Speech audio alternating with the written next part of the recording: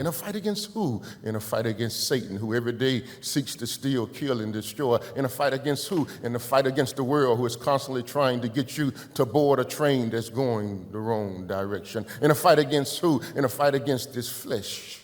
Paul says it this way, that when we want to do good, there's another side of us that's always present, seeking to war against the good side of us. But what do we do? How do we manage this wretched man that we are? How do we handle this fleshly side of us that is at odds with God, that wants to oppose God, that is anti the government, the authority, and the ruleship of God? How do we deal with the reality that inside of every one of us, we have a desire to have autonomy, self-rule. We don't want to be governed. How do we war against this reality that in you, and in me, there is a desire to want to live life our own way, do life our own way, think about life our own way. If you could tell the truth, and I'll tell the truth if you won't tell it, there are times that my flesh wish that I could blindfold God and strip him of his omniscience so that I can do what I want to do and say what I want to say, and he would not be aware of it. But that's impossible.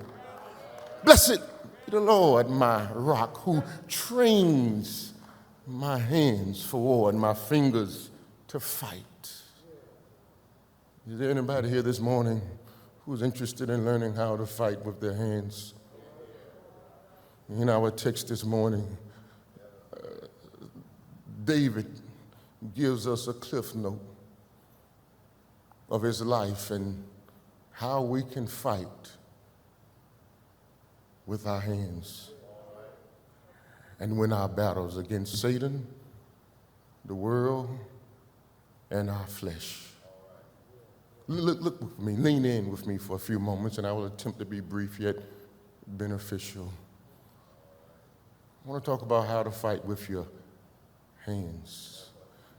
David says, "Blessed be the Lord, my rock, who trains my hands for war and my fingers to fight."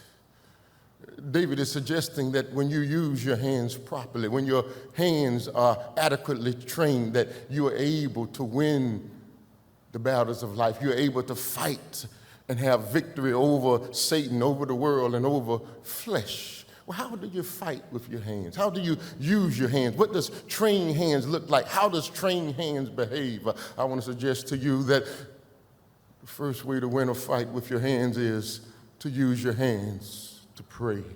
You see, David lived a life in which he knew that he was dependent upon the mercy of God, the grace of God, the favor of God, the benevolence of God.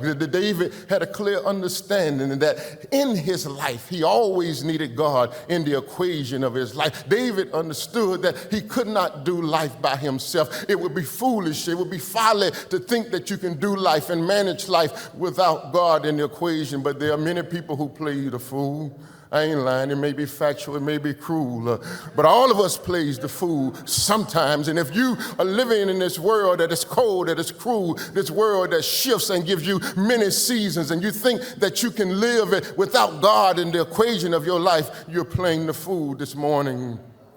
David says that he uses his hands to pray. All throughout life, David understood that he needed God.